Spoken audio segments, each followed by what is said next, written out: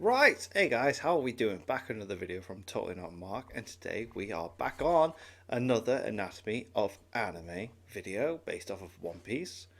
I'm enjoying these. We've had Luffy, we've had Zoro, and now we've had Nami as well, and now we've got Usopp. I think it's going to be an interesting one.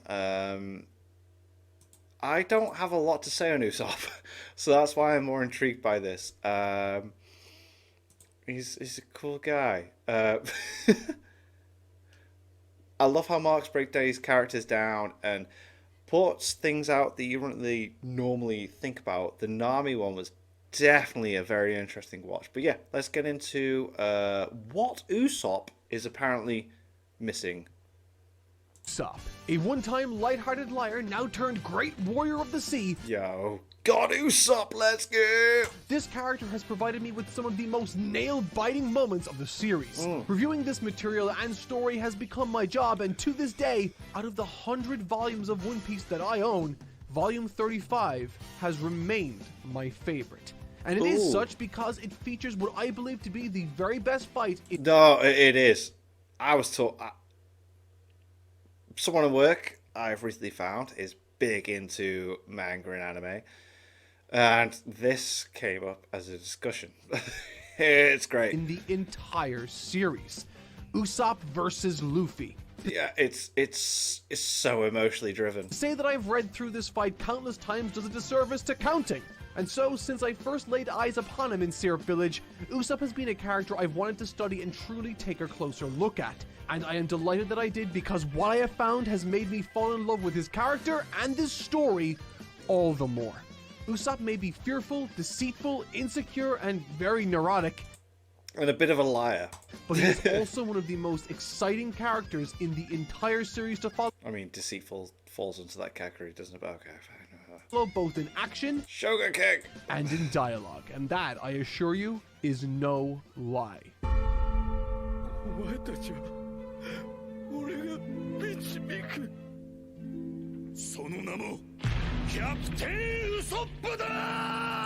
I loved that with the giants. That was sick.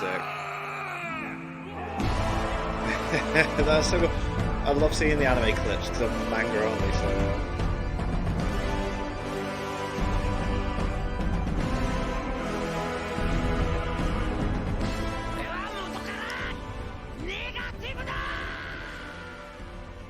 In comics and manga, there are a variety of different ways to present dialogue. Speech bubbles are the most common for dialogue spoken out loud. However, Yes. I'd like to take a moment to talk about something called inner dialogue.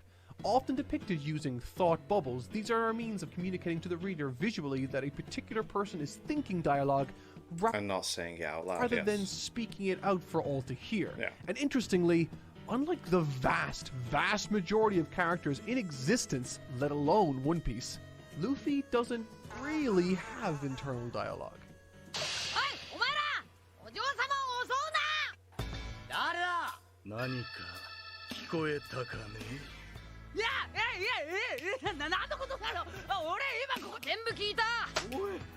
This observation speaks to the sort of character Luffy is. As I outlined in the Luffy video, action is what defines his character, and Luffy embodies that principle.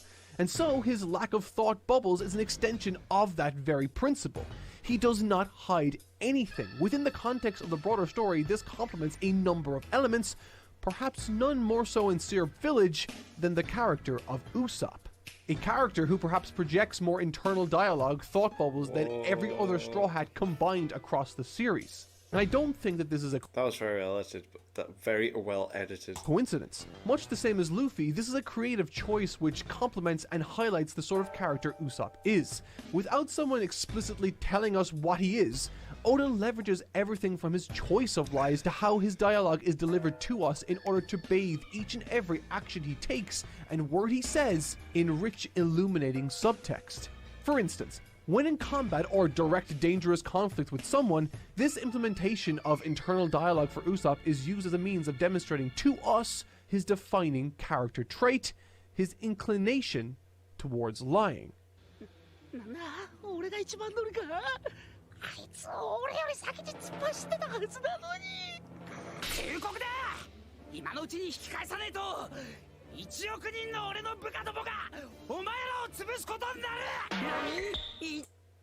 Straight up, it's just like, tell them what I think's gonna work. Ah! This is dramatic irony, and Usopp as a character depends on this narrative trick to achieve a sense of drama in his fights, where Luffy, through his adherence to always fight for what he believes in, will find himself in deep water due to his honesty. Usopp creates drama through his lies, or rather, our understanding of them. Unlike the characters in this story, as audience members we are privy to his internal thoughts. We can read them the same way we read his speech spoken out loud, and can therefore check to see the validity of his claims ourselves. Right, yeah, we know what's going on as an audience. This dissonance between what he is thinking versus what he says out loud creates tension for us reading, because we know he's a total paper tiger. Yeah, and it's like, are they going to buy it? Is it going to help him out? Is it going to... full of it, but the enemy doesn't know that necessarily. Similar to Hitchcock's famous... Yeah, like, it's like, are they going to buy it? Or are they not? And then if they don't, it's like, oh no, but if they do, it's like, oh, go on, yeah. Bomb under the table metaphor. When it comes to Usopp, the drama we enjoy comes from knowing that at any moment the bomb under the table could go off at any it could time. Explode. Boom. Or, in this case, his lies will be found out at any moment. Earlier on in this series, I touched on a writing principle often used whereby the author will actively place their protagonists, villains, and side characters into scenarios that highlight their defining traits best, achieving this oftentimes through contrast with other characters. We've seen it with the likes of Luffy and pretty much every villain he faces off with. We've seen it with Zoro and Helmeppo in Shell Island, and for a time, Nami and Luffy too during her various spurts of development in Arlong Park and Skypiea. Usopp in Syrup Village, therefore, is no different.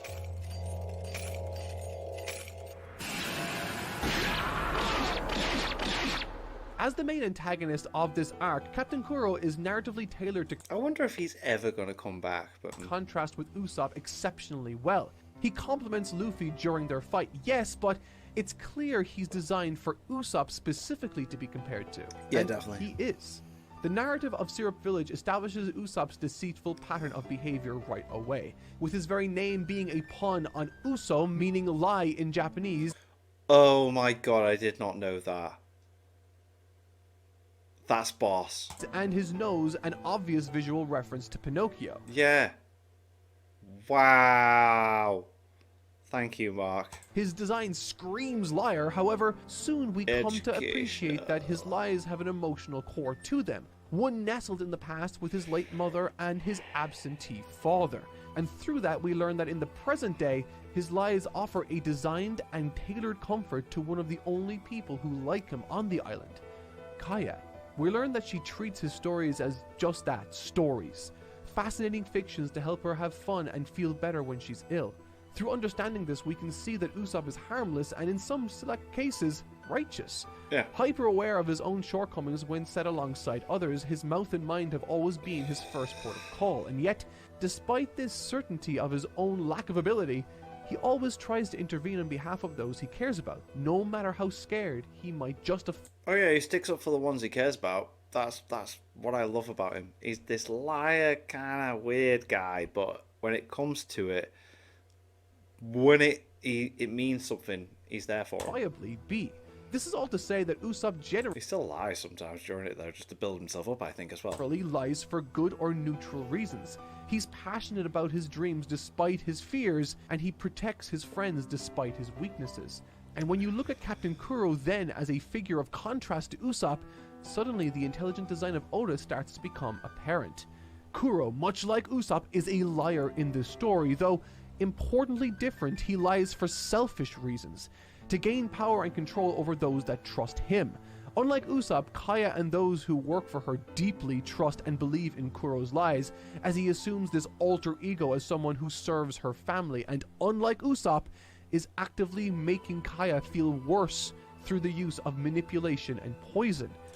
She's making the soup blue. Furthermore, unlike Usopp, who clings onto his dream of becoming one day a great warrior of the sea, despite his present circumstances, Kuro has already given up on his life once before, starting anew and in the process openly demonstrating that he'd never step in to fight for anyone other than himself, explicitly killing a number of his own subordinates with his own signature ability. He is the perfect foil for a character like Usopp, and yet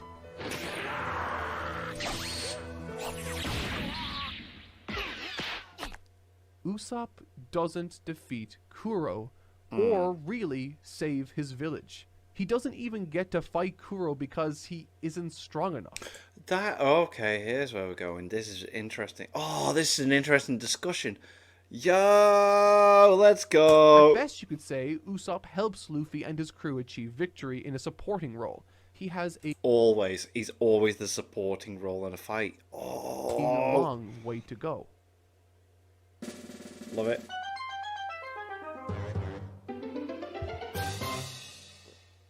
Luffy, これは一体何じゃ？海賊王の宝だ。中身は俺も知らねえ。なんだこれ。ルフィ、これは。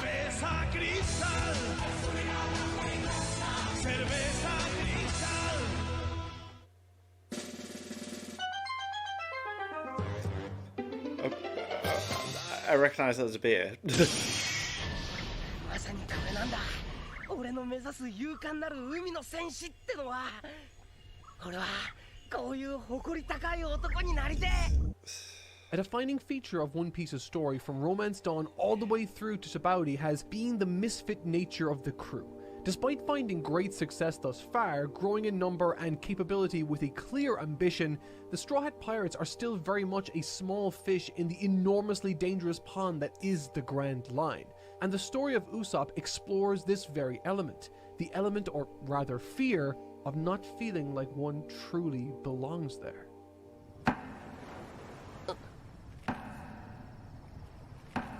Upon my first read-through of the manga, this was a scene that Skype here, where he hears the air. quite literally left me guessing as to what its significance was to the story. I had literally no idea what to make of it. Since leaving Syrup Village, I thought the Going Merry had been an analogue of some description for the crew it carried. A friendly-looking vessel that's trying its best to navigate these turbulent seas. But I was only half right. And by the time we arrived in Water 7, now barely afloat on a struggling Going Merry, the truth is actually revealed. Merry isn't an analogue for the crew, she's an analogue for Usopp. And that crucial difference is what defines not only this entire conflict, but the entire character of Usopp himself. The crew naturally seeks solutions to the Going Merry's problem, and in the process ends up in the shipbuilding capital of the world, Water 7. The conclusion that's reached, however, shocks Usopp to his very New core, boat. leading to a battle between himself and Mate, this fight. Oh my god. Luffy, the likes of which I feel haven't been surpassed emotionally in the entire story. And this shock he feels isn't coming about because the ship was a gift from Kaya. He's this shook because if Merry can't make it, well, He in can't. Usopp's mind, Yeah. maybe neither can he. If Merry can be given up on, then maybe he's next. And so, for the first time in the series, instead of avoiding direct physical confrontation He's going for it. He's gonna fight it. It's like, this means the world to me. with someone clearly And then he loses. stronger than he is, Usopp extends a challenge to the authority of his own captain, issuing a duel for the fate of their crew and Merry itself. The fight demonstrates an Usopp unlike any we've seen before, one armed with extremely clever strategy and failsafes. What helps this fight and Usopp feel both threatening and imposing is that the entire fight is told from the point of view of Luffy. Normally, in the heat of a battle, we are privy to Usopp's inner thoughts, his insecurities and his doubts, but because he's an enemy of Luffy, we don't see that self-talk. That is an yeah, alright, yeah. Those thought bubbles. Alright, yeah, We alright, only yeah. see what outwardly shows on the surface, and that's an incredibly effective warrior with conviction. Misdirecting Luffy's straightforward approach with blindsiding attacks. With the future of the crew hanging in the balance, we know that Usopp is only motivated to act out this way due to his insecurities and sense of inadequacy. But the brilliance of Oda framing this scene in this way through the point of Luffy is that it frees us from what's going on in Usopp's mind. We can see for ourselves how utterly wrong Usopp is, how capable he can be, and how he must have appeared to the majority of those he faced up against all along the journey, proving that Usopp's greatest enemy has always been his own mind.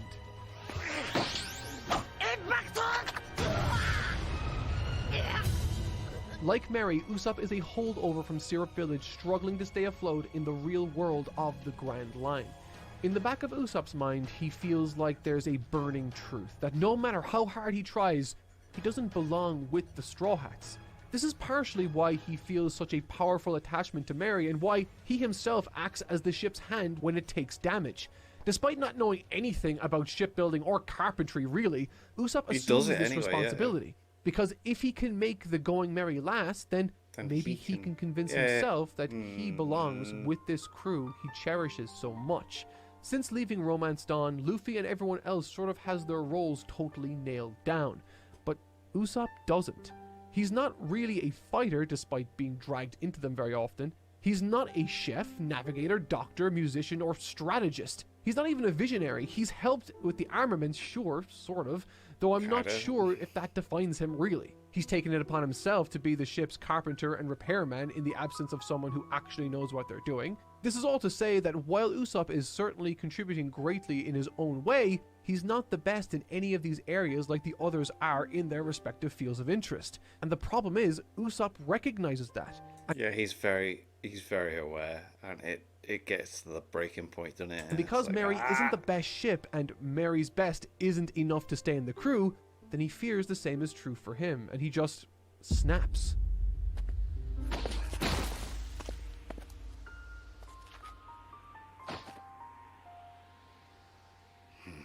The fight itself is a spectacle to behold, completed with this wonderful shot of Mary crying. You know, I feel like watching I should watch the anime version of that fight, but I loved the manga. Like, the manga's just boss. The fight has met a conclusion, one that could have been avoided if the characters involved weren't so flawed. But they are. Luffy knows it, Zoro knows it, Nami definitely knows it, and most of all, Usopp knows it. Yeah. There's a beautifully Knows it. Get it? revealing scene shared between Usopp and Frankie later, where Usopp admits that he already knew the Going Merry was done for and left the crew anyway. It was never really about the ship, just what it represented. A crushing sense of inferiority. And this can be seen long before Water 7. You see it in the first encounter Usopp has with the group in Syrup Village, and every other time he boasts or puffs out his chest after then. But if this was all there was to Usopp, then he wouldn't be one of the most inspirational characters in the story. There is in fact more to him, much more. Sugar King. While a deep and personal part of his character, the insecurities are but a result of his deep love and appreciation for his friends and crew. And with that as a foundation, there's no wonder why a certain persona made himself known to the world. Let's go. This is one of the best explorations into Usopp's character, because it explicitly serves no other function. Yeah, that's how I read it, Sniper King. The mangas that are published are weird with the namings of things, but than to tell us where Usopp's mental state is and where his priorities truly lie. While reading or watching, everyone at home knows that this is Usopp, and the same can be said for the crew, much of them at least. Really, the only individual who seems to not know it's him is Luffy. The only person he really needs to apologize to, but he can't do that. Not yet. Usopp finds himself at a crossroads. Admitting that he was in the wrong to the crew comes with facing reality, a requirement that forces him to expose his insecurities and contend with some emotionally complicated baggage. Alternatively, the other path means he needs to desert his friends and family. Neither of these options seem viable, but, and this is important, because the root motivation for Usopp is to love, be with, and protect his crew, the compromise he comes to, Soga King, serves the function of protecting his crew while shielding his insecurities from harm as a secondary function. A person who runs and turns away from his friends is not who Usopp wants to be.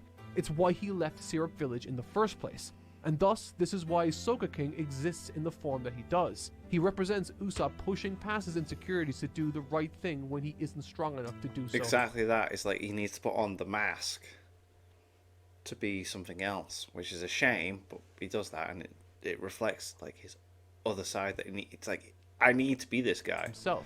It is quite literally an alter ego. Yeah. The mask is not only a way for him to hide his own insecurities, but also an embodiment of everything Usopp wants to be. A legendary hero. Pushing his fears and regrets to one side, he valiantly fights alongside his crew once again, and man does he accomplish that in great fashion. Shoot down that flag. This is how Usopp decides to fight in Eni's lobby, as a vital support player during the several fights that make up this rescue mission. But perhaps the most revealing comes about during this quiet moment where he's left behind. And just like dozens of times before, his inner thoughts bubble to the surface once again.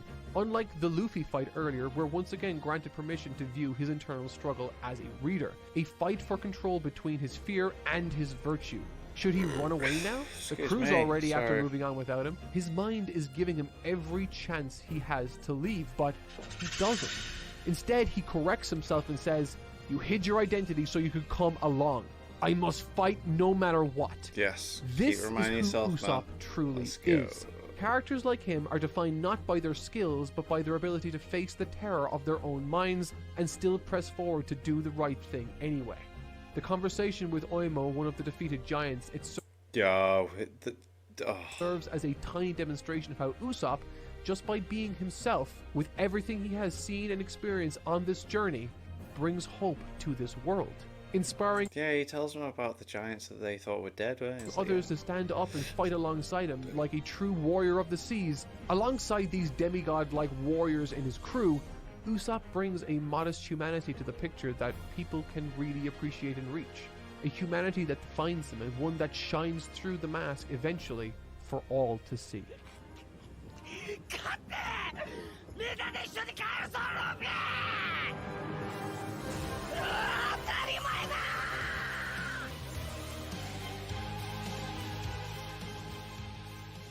Visually, the cracking of Sugar King's mask is a rather clear metaphor for Usopp's proverbial mask slipping on his face. A visual representation of the progress Usopp is making in processing what the right thing to do is in this instance. But it's in these closing emotional moments, contrast once again shows up as Oda's best tool in conveying and revealing character to us.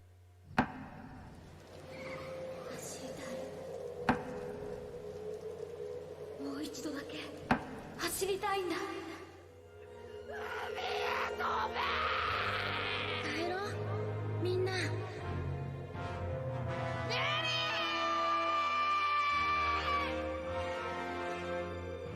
えに来たよ。 A point I made towards the beginning of Water 7 was that Usopp felt inferior to the rest of his crew, and due to this felt a kinship with the Going Merry as two entities trying their best to survive in these insanely dangerous waters. The Going Merry came into their lives because of Usopp's connection with Kaya. Soga King came to their rescue because of his love for his crew. But now, with both the mask and the Going Merry having shattered to pieces, Usopp, the man responsible for both of these things, is all that remains. And what we can appreciate is, Usopp was never a character that needed to be great at one specific thing like all the others are. His magic stems from his courage and desire to contribute in whatever way he can. I mean, he became Zoro's sword in this fight, for I mean, that's true. Yeah, I love that. God's sake. All throughout this journey, Usopp has filled whatever gap manifested in the crew that required filling. They don't have a ship right? Well, Usopp can handle it for now. Nami needs a weapon? Usopp can handle that for now. Zoro needs a sword? I guess that's a job for Usopp.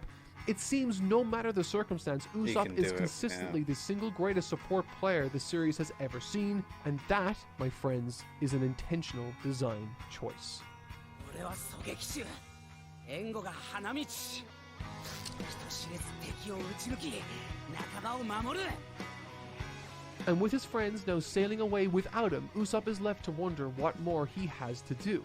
Similar to the reflex he has to sensationalize and embellish, here Usopp blusters with his chest puffed out in the hopes that the crew will allow him to rejoin without so much as a hiccup. This, of course, cannot happen, at least not when Zoro is keeping... No, Zoro is very much like, nope, if you want to be the captain, you gotta double down on this. A close eye on the choices being made by Luffy. Usopp knows he's done wrong. He's learned as much thanks to Frankie. So, when pushed, with tears rolling down his face, he finally explodes with an apology at the last possible moment, slingshotting Luffy to his side once more, Usopp is enough. It's a beautiful story, but it's not over yet.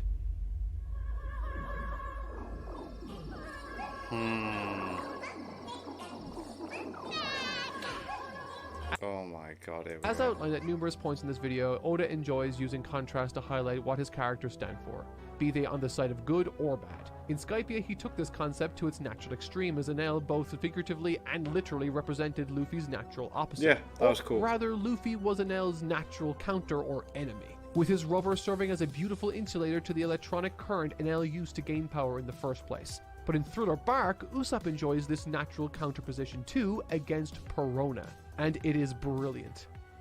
4倍のネガティブ攻撃。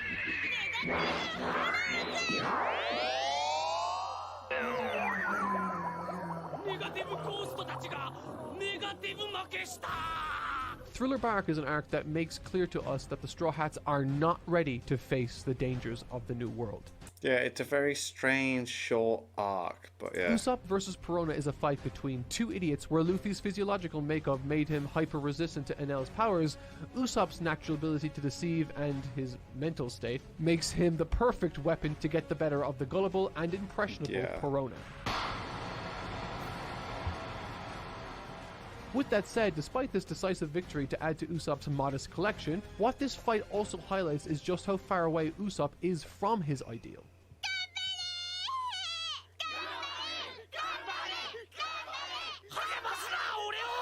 What makes Usopp Perona's natural weakness here is his projected mood. He is the most negative and pessimistic person she has ever met. Yeah. A crystal clear portrait of where his insecurities lie and how his lack of self-esteem shapes his actions, making this the perfect occasion for a certain alter ego to take center stage once again. Okay, okay. As Perona turns the tables in the fight before the finish, Usopp, still feeling down, uses the Soka King persona to help himself become the person he wants to be. He's a brave warrior of the sea, and one that vanquishes Perona in the most hilarious of fashions. But like I said, if she hadn't been this particular opponent during this arc, the story would have been so very different. Though, through this light-hearted encounter that grants Usopp an epic W, Oda tricks us, not unlike Usopp would, into thinking that the crew is ready to face stronger opponents like the CP9, Moria, and beyond. Right, so through using Usopp, who's part of the right. But nothing could be further from the truth.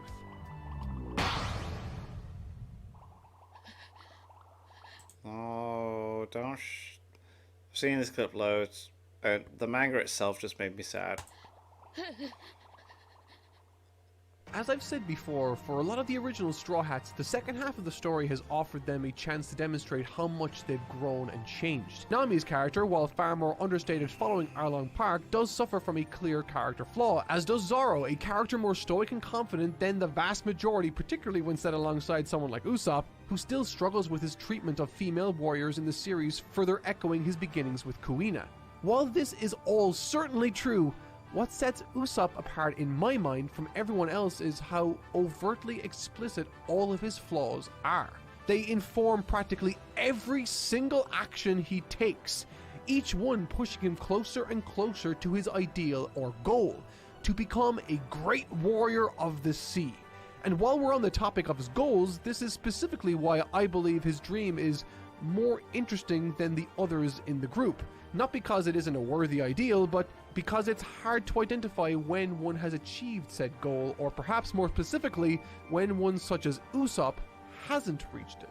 Unlike Nami, Sanji, Zoro, and all the others who have clear markers for when they will achieve their dreams, Usopp doesn't really have that. That's And true. honestly, that I think is the genius ingredient Oda added to Usopp's design when writing for his character.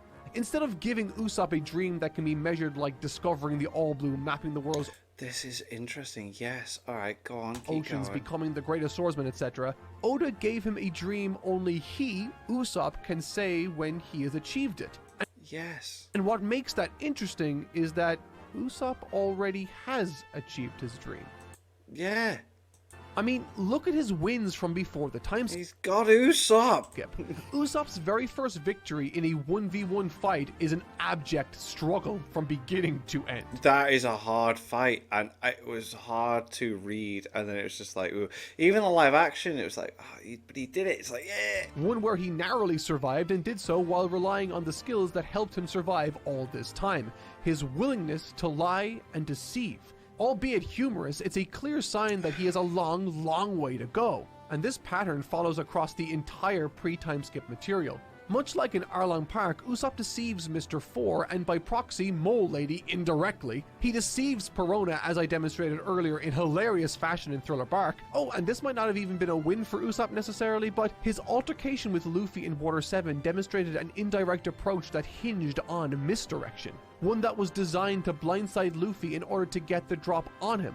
All of these interactions share that same approach. However, if we look at the post-time skip section of this story, his first outing on Fishman Island sees him totally obliterate his opponent. The same goes for Sugar. Their first confrontation was a total accident admittedly, but the second attempt, through the awakening of his own hockey, he definitely secures the victory again thanks entirely to his own... Oh, mate, does such a good job. He's a beast.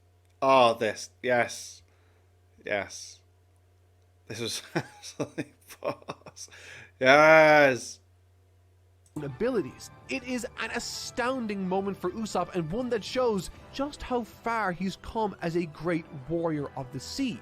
I spoke openly earlier about how self-conscious and insecure Usopp was in Water 7, which led to the actions he ultimately took. But in truth, this insecurity has been around since the very first arc he was introduced. Every single time he does something semi-competent, he looks for acknowledgement from somebody, routinely lying to embellish the already impressiveness of his accomplishments, simply because he doesn't feel worthy of praise as he truly is. But that element of his personality starts to change, and at this moment, it's explicit. So good. So good. Following this frankly incredible feat that literally no one else could have pulled off, by the way, Usopp utters a sentence he never would have uttered in the beginning of his story. Luffy, 気づかなくていい。無事だったなら。 You don't even have to notice as long as you're safe. Like, it's like, yeah, it's always been like, everyone needs to see it. Yeah. 構わず進め。 Unbeknownst to Usopp, in this moment, he has truly demonstrated a level of growth far greater than that which he demonstrated in Fishman Island. This is what true security in one's own skin looks like. He doesn't feel the need to receive validation from anyone for his legitimately praiseworthy accomplishments. Do you think that if you were to ask Luffy or any of the Straw Hats if Usopp had become a great warrior of the sea, any of them would say that he hasn't? No. They would definitely... Everyone in the Straw Hat crew. Yeah. Of course they wouldn't. But here's the thing. Usopp would. And to highlight that misplaced value Usopp has, you need look no further than one of Usopp's very first real interactions with the crew. It's an exchange following Luffy's decision to help Usopp fight against Captain Kuro in Syrup Village. Check it out. 俺は同情は受けねえ。帰れ帰れ。同情なんかで命かけるか。 Who would risk their life out of pity? To Usopp, appearances matter. He has this misplaced vision of what he believes a great warrior of the sea to be, and it's that immaturity, that insecurity that blinds him to reality and the astounding growth he's enjoyed as a character to date. Luffy and Zoro in this scene weren't looking on in pity. Instead, they saw a young man that was truly terrified beyond belief and chose to fight anyway. Yeah, they saw the potential. They saw what he could be. It's like he needs to believe in himself. They were acknowledging how brave Usopp was, and in that moment, by choosing to fight, he was far more courageous than either of them, and they knew it. That's the beauty of this character. Usopp's ultimate goal and dream of becoming a great warrior of the sea can really only be achieved once he accepts that he's a capable and valuable member of the crew himself. In other words, overcoming this flaw he has, this sense of inferiority and finding comfort and contentment in his own achievements, is the key to him successfully achieving his dream now. He has the skills, he has the adventures to talk about, he has the accomplishments to boast about. But ironically, Usopp, the sniper who could see the impossible from miles away, cannot see this about himself. It's a fascinating design for a character, narratively speaking, and no doubt has aided him in becoming one of the most popular characters in the entire series. And that's the video. If you guys want sneak previews and early access to upcoming videos before they release on YouTube, consider supporting us on Patreon. It helps a ton. And the next one is Sanji, so if you don't want to miss that, consider subscribing and hitting the bell icon down below. Once again, thank you so much for watching, and I'll catch you guys next time. I am really enjoying these character dissections of the One Piece characters from the Straw Hat crew. I'm telling you, Mark, it's cool. Because, again, he's done these for Dragon Ball back in the day. But it's nice that he's feeling, you know, he's enjoyed the series enough to do what he did for Dragon Ball, which he absolutely loves, you know, for this. So that's cool. But anyway, thank you to my patrons. If you want to have your name at the end of every video and want to be able to watch patron-only reactions, such as Solo Leveling and the original Dragon Ball series, link in the description to the Patreon page. $1 a month is all I ask to support the channel. That's greatly appreciated. Thank you for that. Thank you all for watching. What do you guys think of that? What do you guys think of this? Click like, subscribe if you haven't. Leave comments down below. Let me know what I should watch and discuss in future videos. I'll see you guys, all you guys, next time. Bye.